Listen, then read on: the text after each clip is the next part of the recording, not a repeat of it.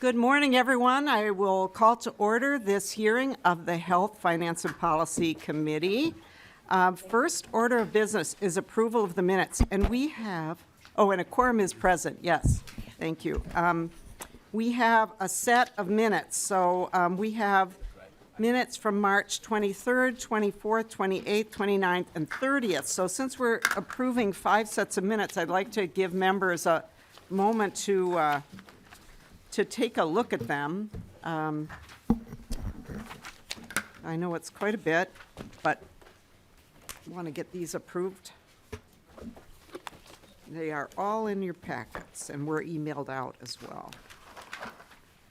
Madam Chair, I'm ready to make the motion when you are. Oh, okay, I actually, yeah, someone's- Representative Smith. Madam Chair, I'd like to move the minutes of March 23rd, 24th, March 28th, March 29th, and March 30th. Okay, do members need another moment to look at these, because there are so many?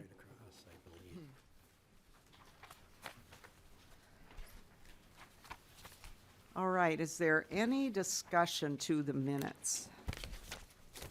The motion is to approve minutes of March 23rd, 24th, 28th, 29th, and March 30th. All right, seeing no discussion, all in favor of approval of the minutes, please say aye. Aye. Opposed?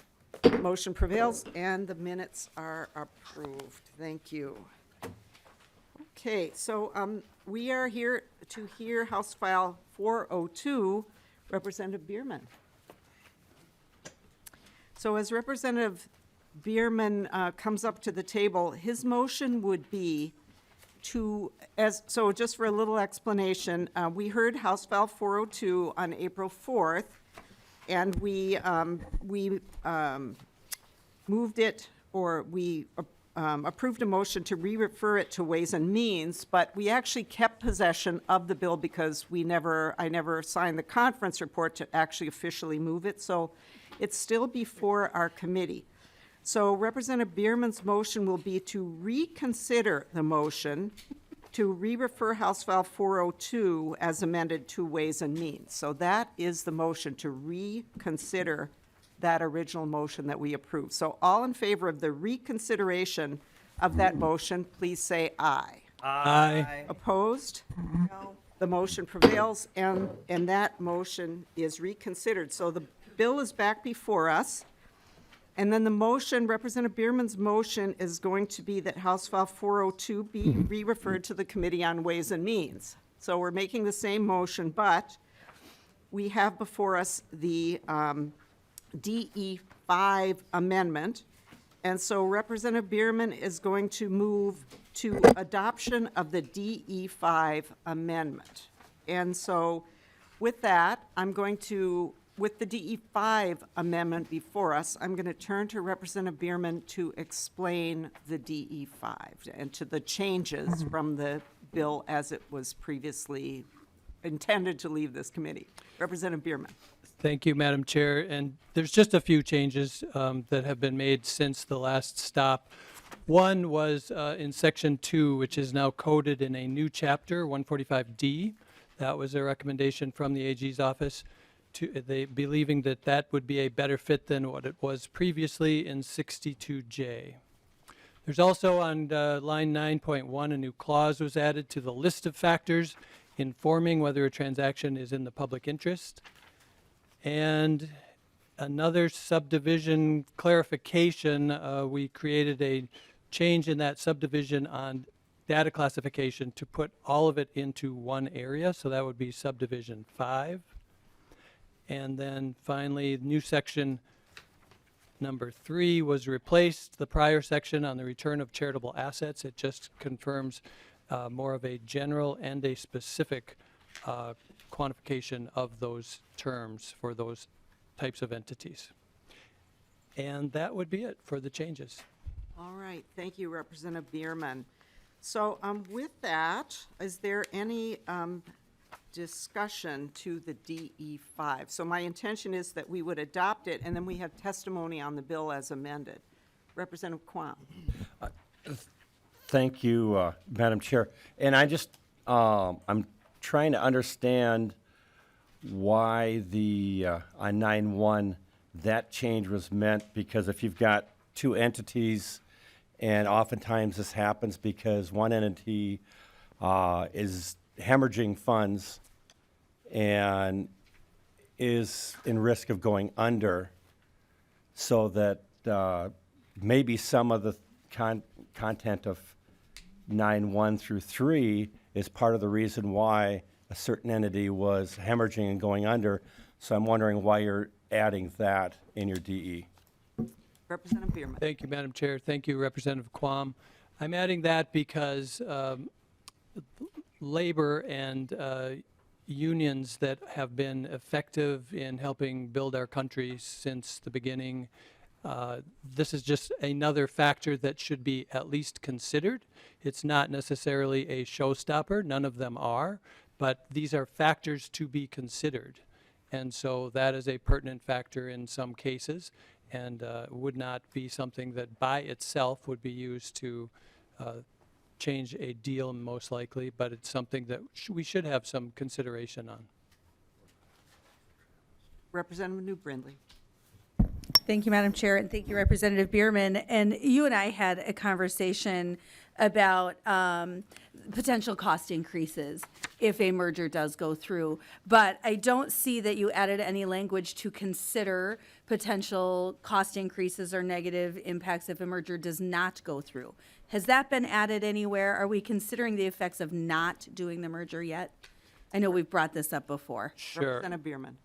Madam Chair, Representative New, the consideration of whether this merger would not go through, I mean, this bill is, one piece of a bigger picture. When we focus in on just the specifics of Sanford and Fairview, there are many issues to be addressed, which are, going to be done at a different level than this area. That's going to be something that the Attorney General's office is looking at now.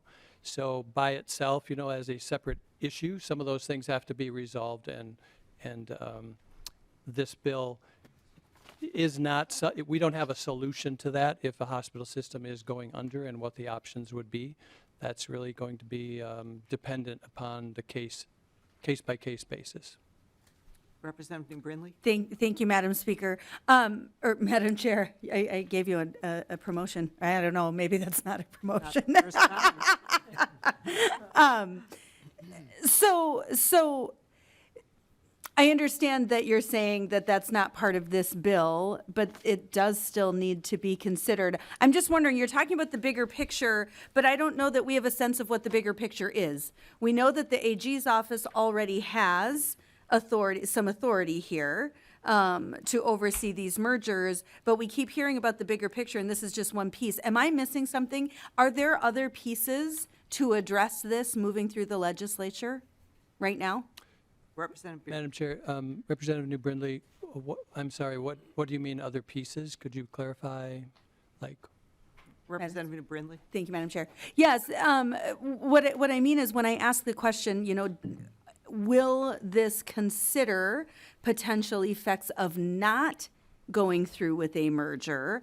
I'm told that no, this does not address that specifically, but that this legislation is part of sort of the bigger picture, so what I'm asking is, are there other pieces that I'm missing that are moving that would address those things? What is that bigger picture? Because right now, I'm aware that the Attorney General's office already has oversight over these mergers.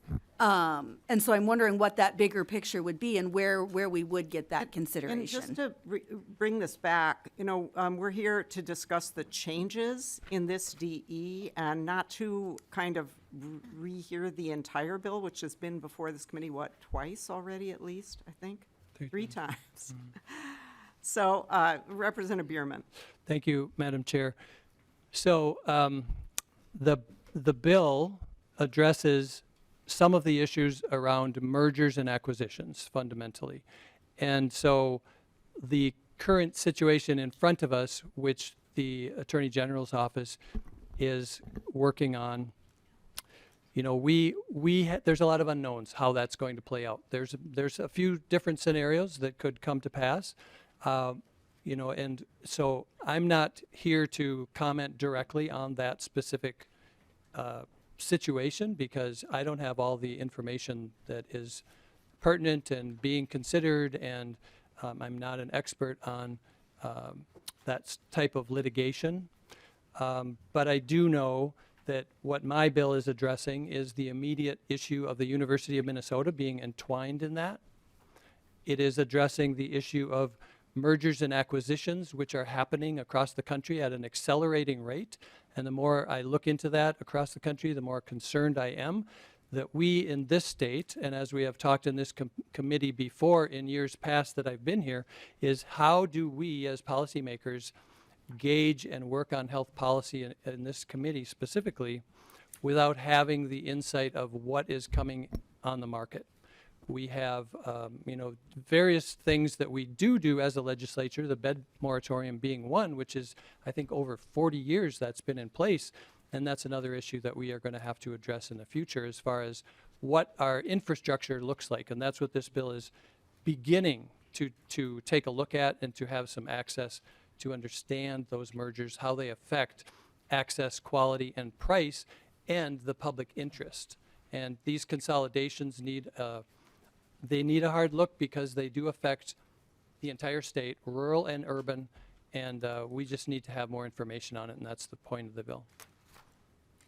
Okay, I'm going to call on Representative Murphy, but I would like to focus on the changes in this DE, and because we have a distinguished testifier on who I would like to get to. Representative Murphy. Thank you, Madam Chair. Yeah, mine is subsection 591, line 91. But just to go to subsection 5, it talks about the Attorney General it has the action to either enjoin or unwind transactions if it's contrary to public interest. So we're giving the Attorney General all this power, and then we're saying on 9.1 that he has power over all collective bargaining units and all collective bargaining agreements.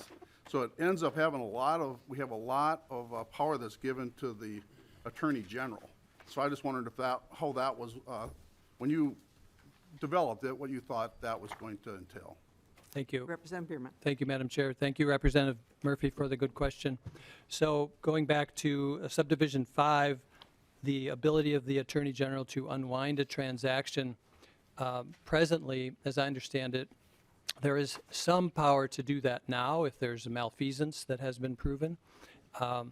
In this particular bill, we put this in there to make sure that if indeed a transaction went through the process of the 90 days and it was determined later that the transaction was not played out the way it was supposed to, that the Attorney General could have some ability to step in on that.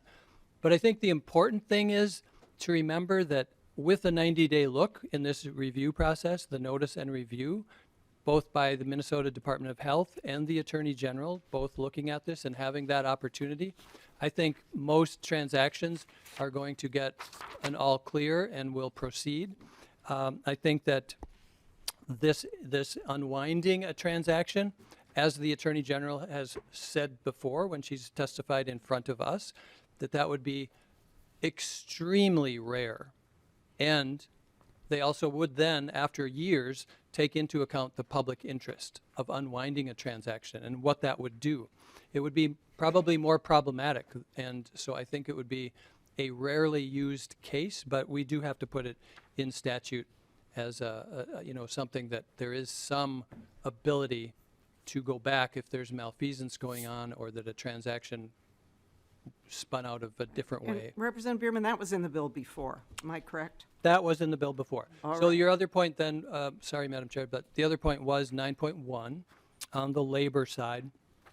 So what it does is it puts that issue, 9.1 just states that collective bargaining units and those situations to any particular merger should at least be considered. So it's one of those points that will be considered. It is not necessarily the point, and You have another question? Yeah, it just says it can, Representative I'm sorry, Murphy. Madam Chair. It just says that he can enjoin also a collective bargaining agreement now. So he actually can decide the taxpayer's role in the way that it's written here. Representative Murphy, where does it say that? Oh, I'm just saying that it talks about collective bargaining and collective bargaining agreements, and that the Attorney General, pardon? Oh, 9.1, I'm sorry. Well, So, okay, Representative Madam Murphy, Chair. it doesn't say that. But Right, Madam Chair, it says factors, Representative Bierman. Madam Chair and Representative Murphy, factors informing whether a transaction is contrary to the public interest include but are not limited to whether the transaction will have a negative impact on wages, collective bargaining units, collective bargaining units of existing or future workers.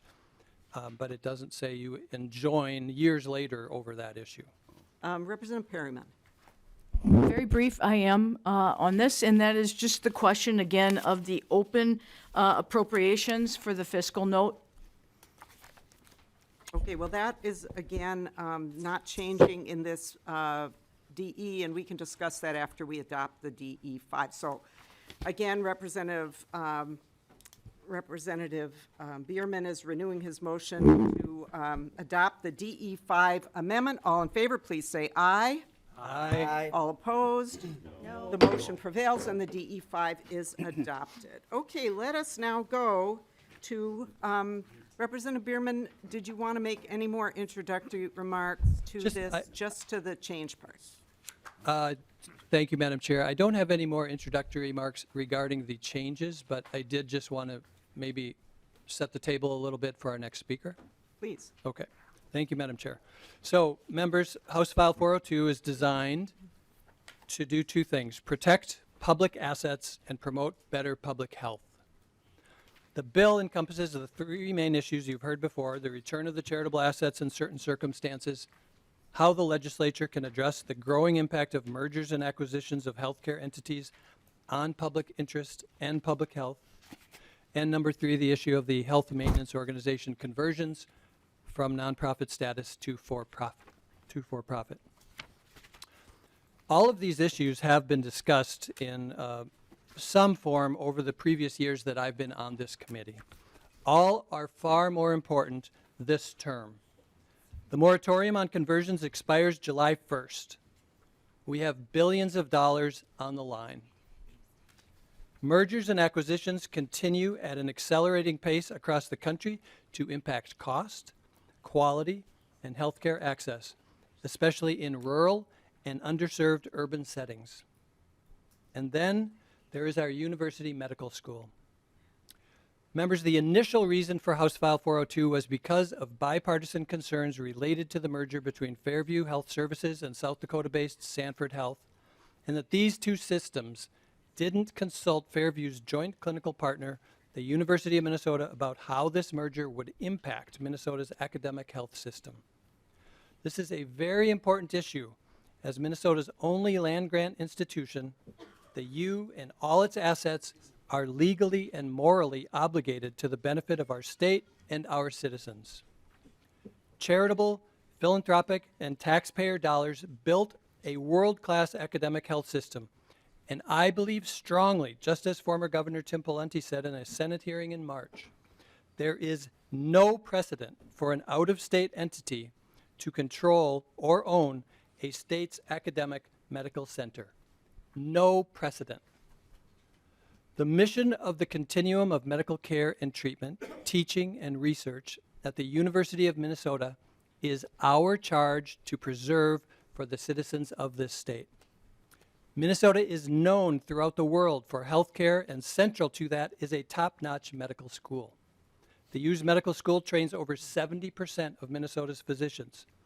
Through other health science programs, the U also trains over 70% of other professionals, such as dentists, nurses, pharmacists, and a variety of other mid-level professionals who are critical to healthcare delivery in our state. Under the current dean, Dr. Jacob Tolar, the medical school recently jumped 9 slots to the 8th-ranked public medical school in the country. The ranking is a major achievement, and it is the school's highest ranking in over 25 years.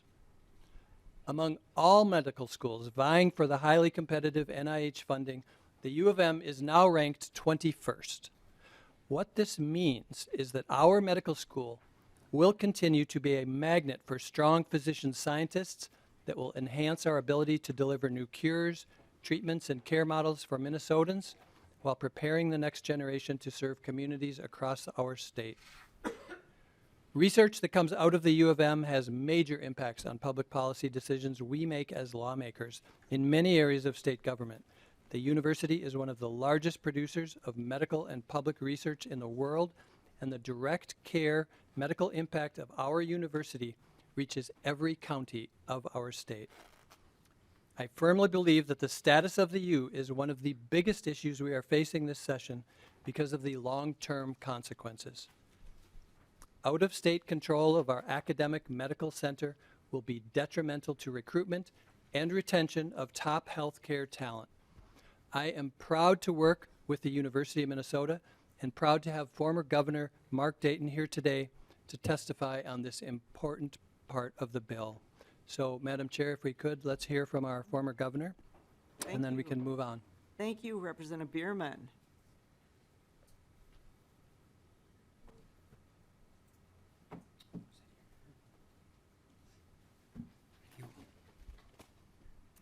Welcome to the committee, Governor Dayton. Madam Chair,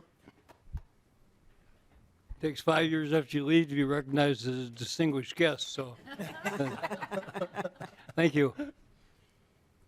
And Representative Bierman, thank you for your kind introduction, also for your leadership on this vitally important issue.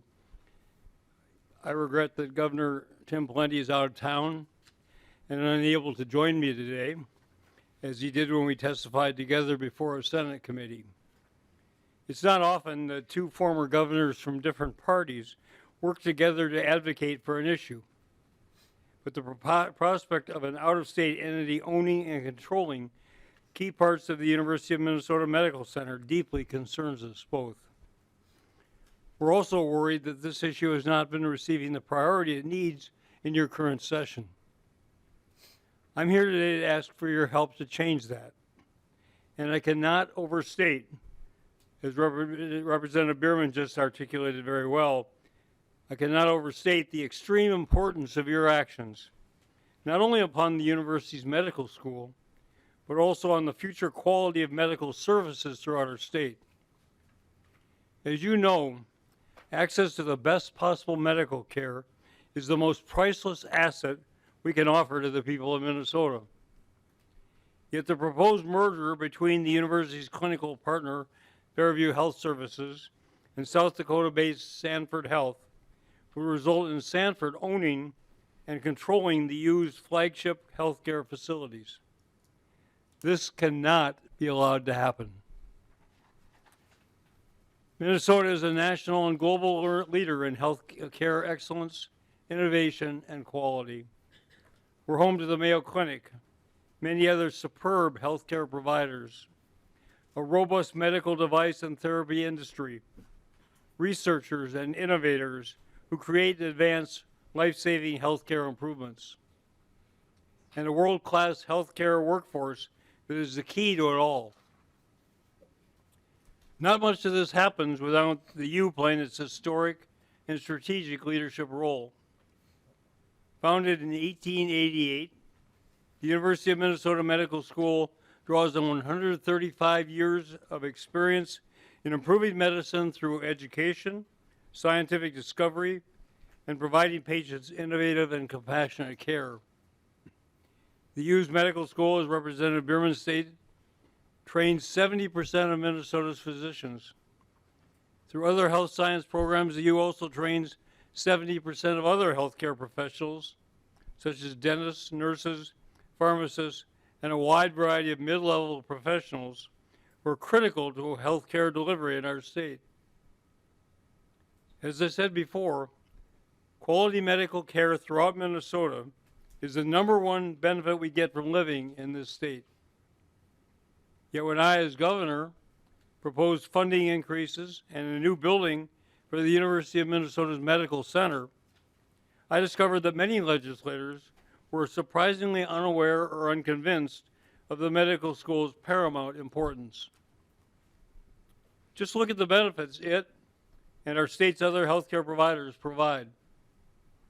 Their doctors and nurses and other medical personnel work and live in communities large and small throughout Minnesota and add immeasurably to their social fabric. The institutions who employ them boost those local economies with their payroll dollars and other expenditures. And how can you measure the relief to a spouse or parent whose loved one has a medical emergency and can receive top quality care just moments later?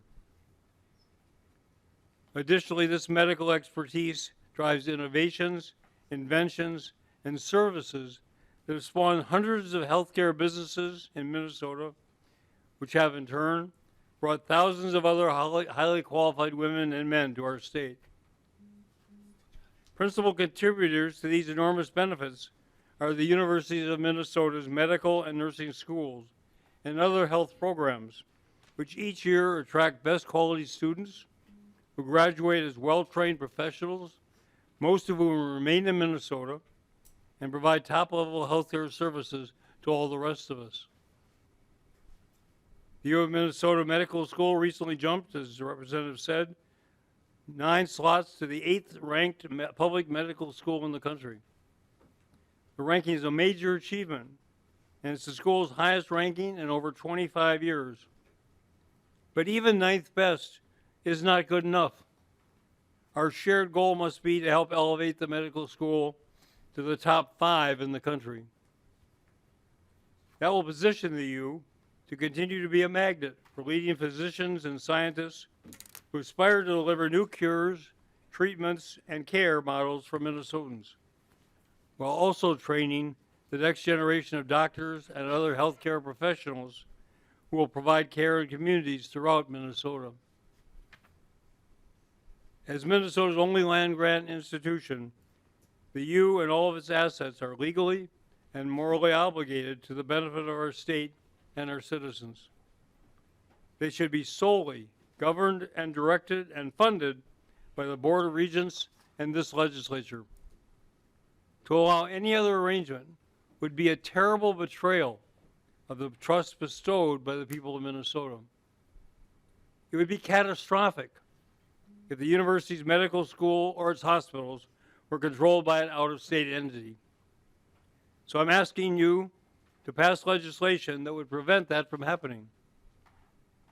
I respectfully urge you to enact Section 3, Subdivision 2 of Representative Bierman's House File 402 that would protect them for the university and for the people of Minnesota. So that when we take ourselves, our loved ones in for life-saving medical treatments, we can be assured that we will all be in the hands of the very best professionals anywhere in the country. Thank you, Madam Chair. Thank you, Governor Dayton. We appreciate you being here. Next, we're going to ask Myron France to come and say a few words.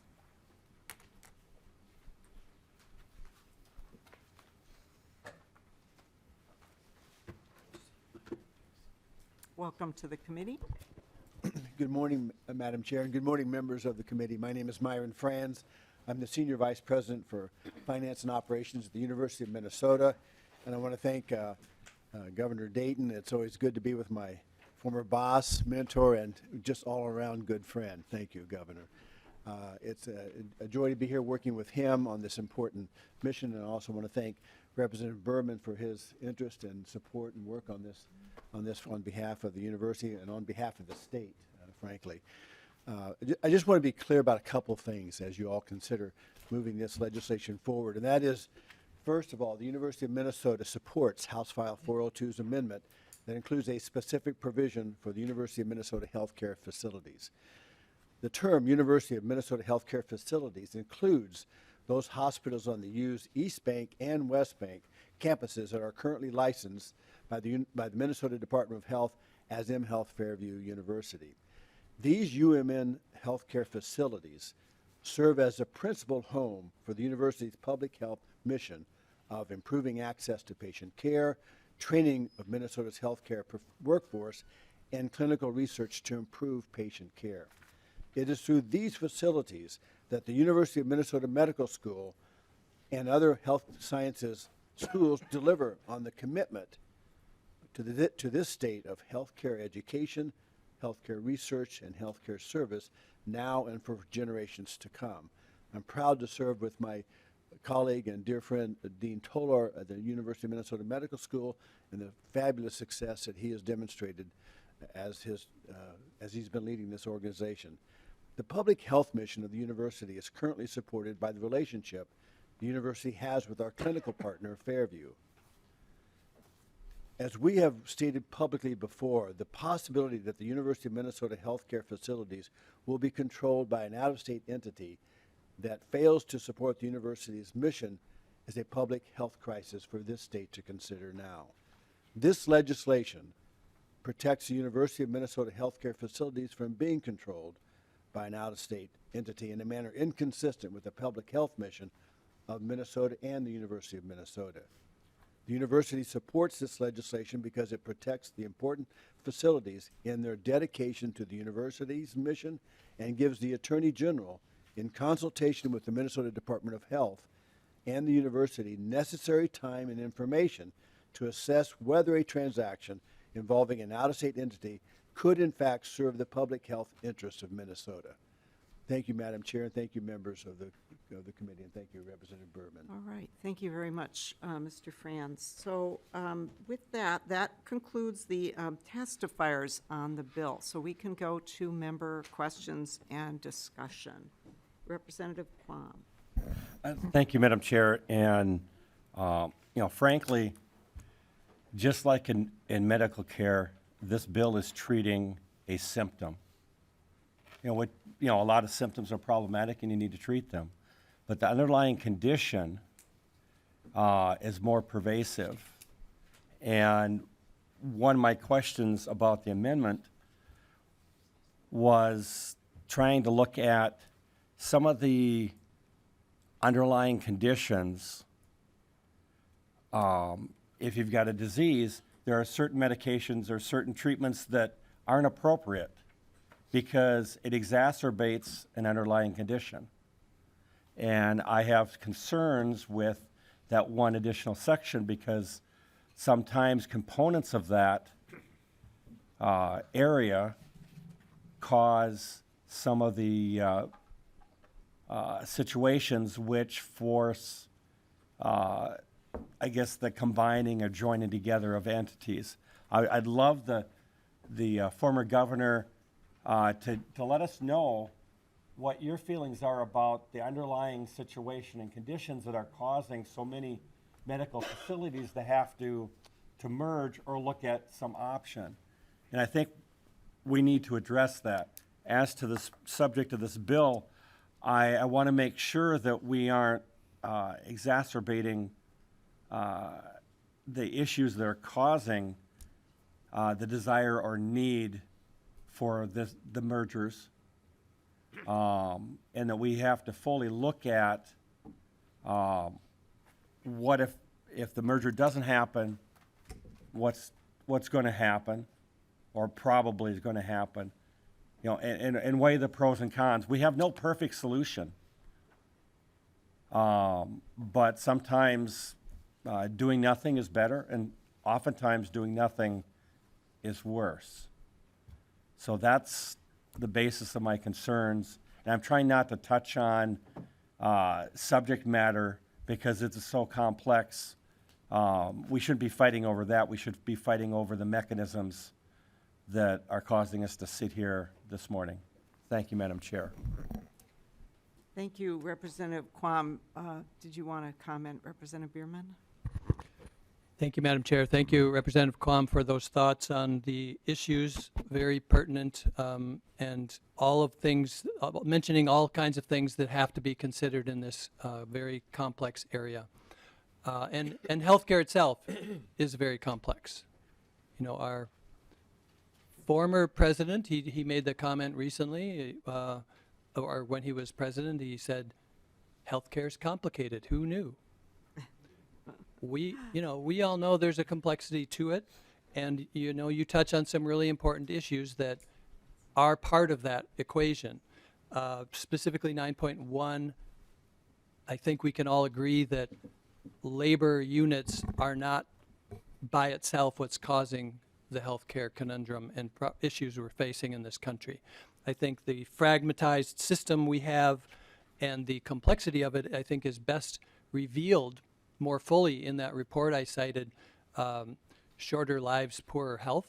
If you take a look at that, there's a section on infrastructure and how hospitals and health centers are created in this country and how they are run and what those impacts are for all of us as consumers, as patients.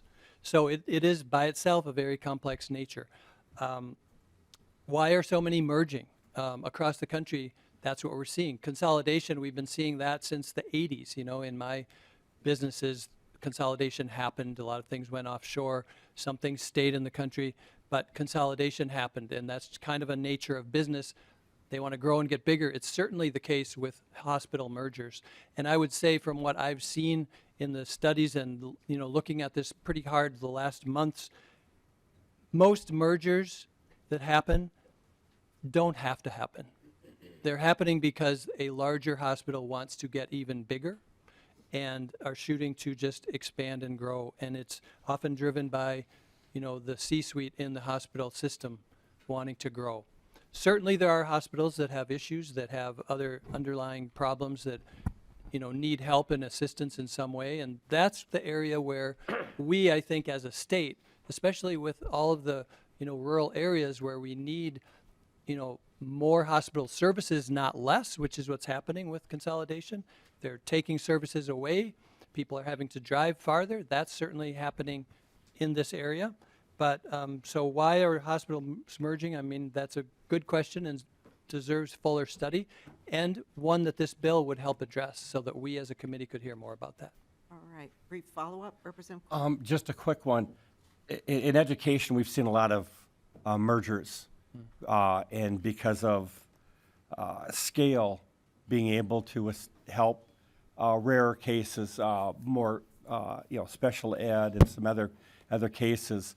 I would hope that this committee could look at something similar to special education districts, of where you have instead of a full merger, you have a cooperative activity between several small entities to be able to, you know, share resources across, and that being creative, we can find the solution. And I hope this bill could be improved on that. But as we're working on this bill, we need to look at the big picture. Thank you, Madam Chair. All right, thank you, Representative Quam. Representative New Brindley. Thank you, Madam Chair. And I'm wondering if Mr. Franz would stand for a question. He would come back to the table.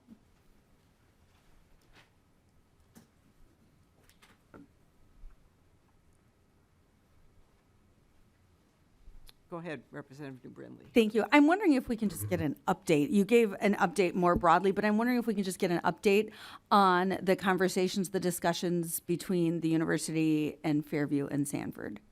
Madam Chair, how long do you have? Just, let's see, 2 minutes, Representative, or Mr. France. Thank you, Madam Chair, and thank you, Representative. Part of the issue, I want to make sure that I'm respectful of the dialogue, the nature of the dialogue that we have in those conversations, because by the nature of those, we have to maintain some confidentiality to work through this that will ultimately obviously be made public.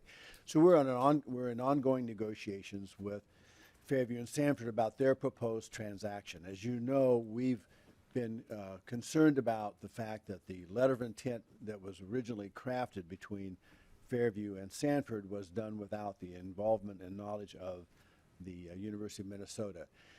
And so we've been working with them to prepare what we think is the right sort of combination that might work in the state of Minnesota. But it underscores a lot of what you've heard Representative Bierman talk about today, and that is to make sure that there's a public health component to any transaction. What's happened is two entities have been negotiating over valid business concerns about Fairview financial situation and Sanford's business willingness to enter this market, but that left out the discussion of the public aspect. And so what we've been engaging in these discussions is a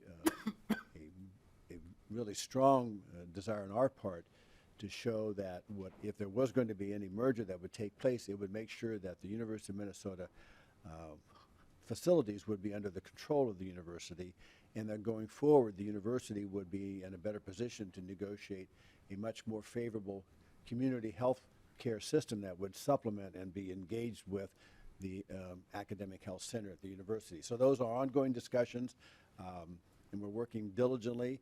They're complicated, as you know, but I guess that's about as much as I can say at this point. Thank you. All right, thank you. So we're gonna, do you have a short follow-up, Representative New Brindley? And then we're gonna, one more member on the list, and then we're gonna go to a vote. Okay, Representative well, New Brindley. well, since we're not going to have time to actually discuss it, then I will just make a comment. I did have a couple of more questions, but I will just make a comment instead.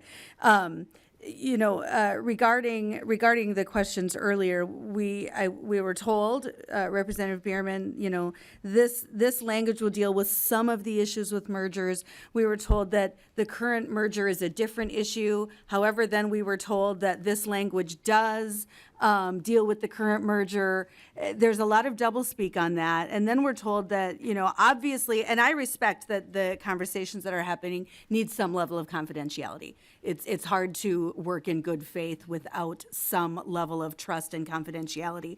However, I hope that at least Representative Bierman is getting all of those perspectives, because for a confidential conversation and a confidential transactions that are taking place, we are dealing with them in a very public way here at the legislature, where I feel like us as legislators, we as legislators probably don't have all of the information that is lending itself to the crafting of this bill. I would just point out that right now, Fairview has no control over the University of Minnesota Medical School. That's part of the agreement. Fairview has owned these buildings for decades now. And so the University of Minnesota does not currently own these buildings. Fairview does. And frankly, the partnership agreement only goes until 2026. This entire agreement is only in existence for the next few years. And I'm sure, obviously, there would be renegotiation at that point. But the interference from the legislature is alarming. I feel like I said, clearly, as legislators, we do not have all of the information that is leading to pretty broad, sweeping legislation for future mergers, potentially, and certainly this merger.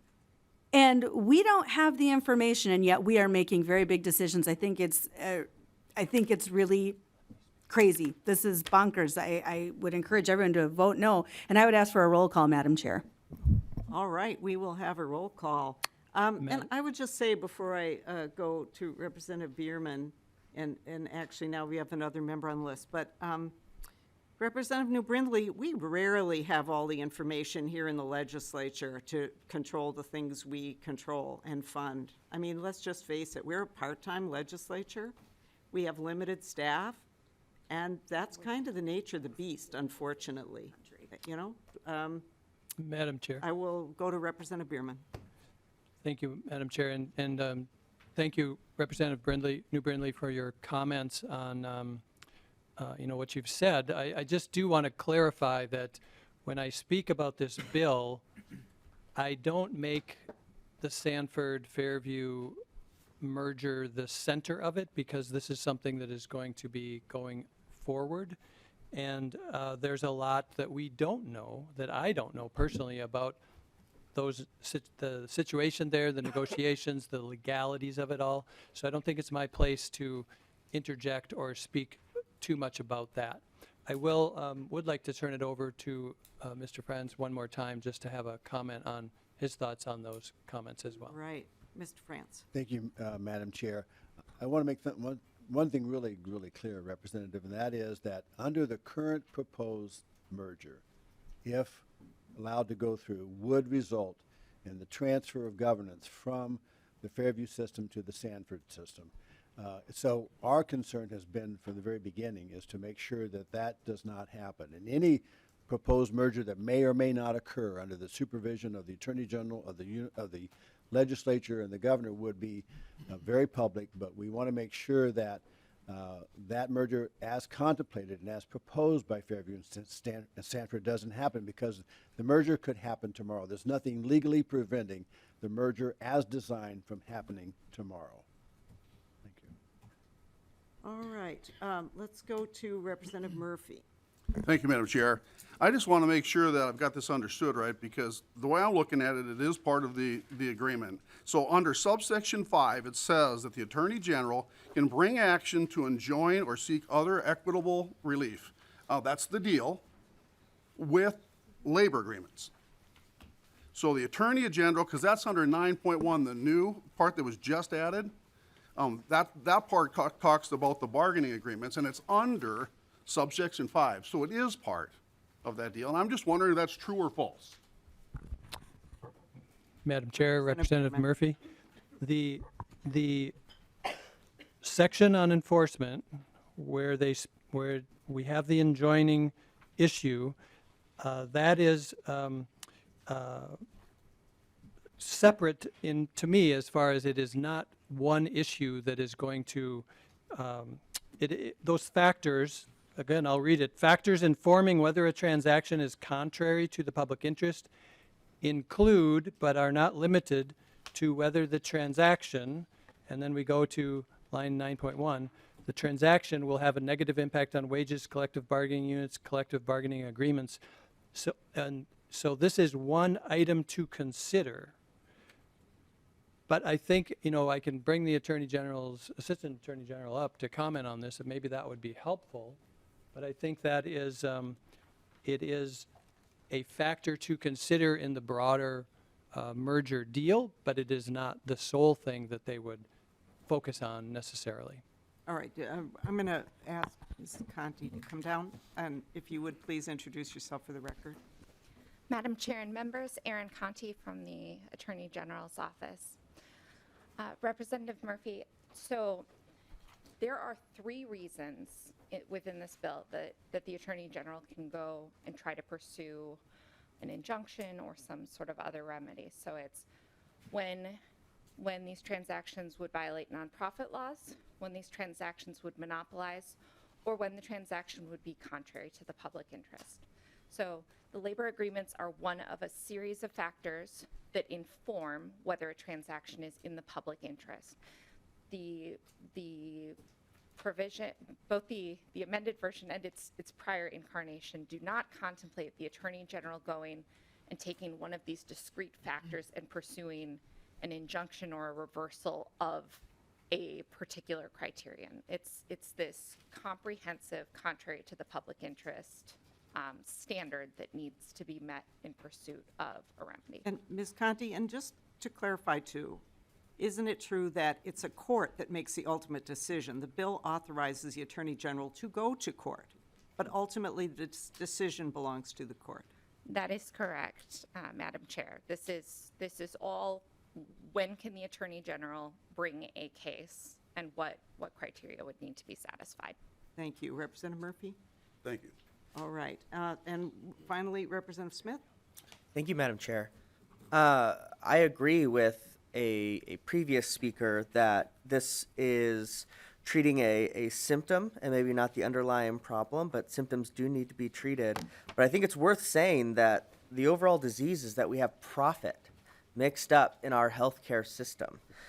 We heard, or we were part of that public testimony about this merger, and we're hearing about spreadsheets instead of patients, people who are in need of care in healthcare facilities. Talking about moving into markets instead of talking about cities of people living where there are car accidents and they need emergency care, or people are growing older and need potentially hospice care. It's completely inappropriate the way that we are forced to talk about healthcare in the current system that we have.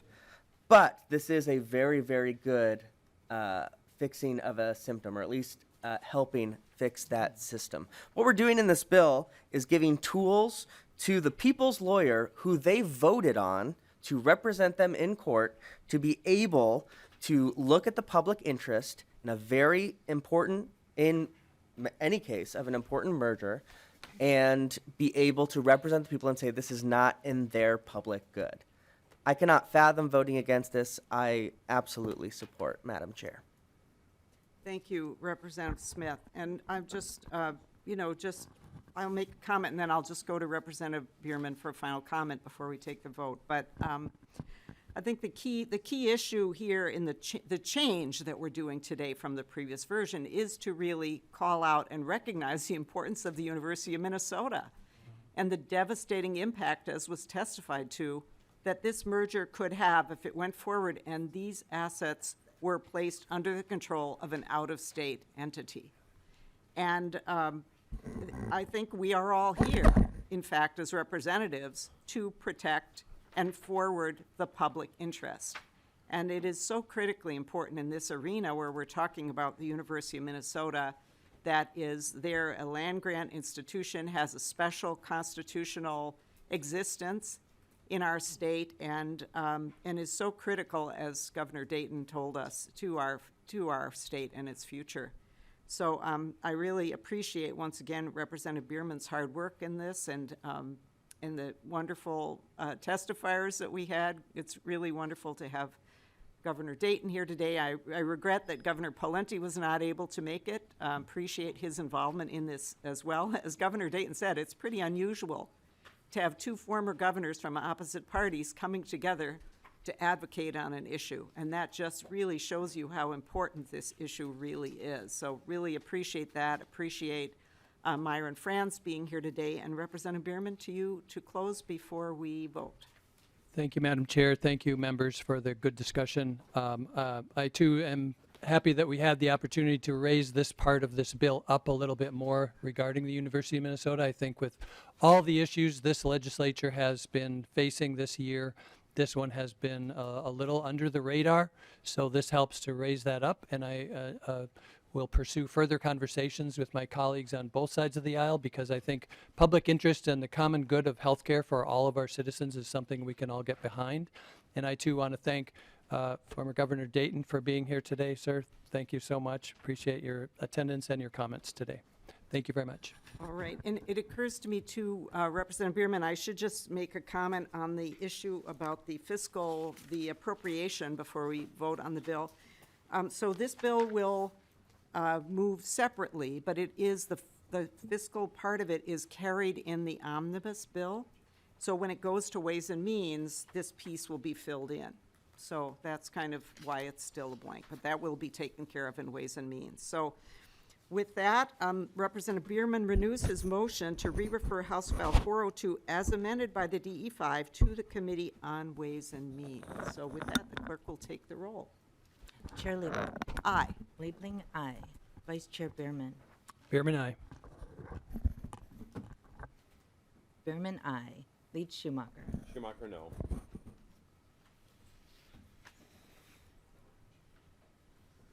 Excuse me.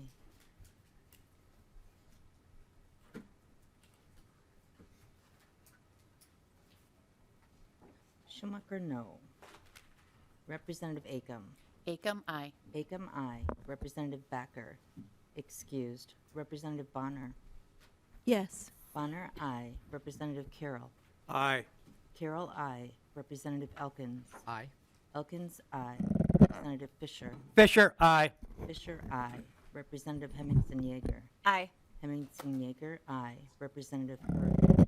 Excused. Representative Keel. Excused. Representative Murphy. Appreciate it. Murphy, no. Representative Nadeau. Excused. Representative New Brindley. No. New Brindley, no. Representative Perryman. No. Perryman, no. Representative Quam. No. Quam, no. Representative Ryer. Aye. Ryer, aye. Representative Smith. Aye. Smith, aye. 10 ayes and 5 nays. There being 10 ayes and 5 nays, the motion prevails, and the bill is on its way to Ways and Means. Thank you, Representative Bierman. And so there being no other business before us today, we stand adjourned.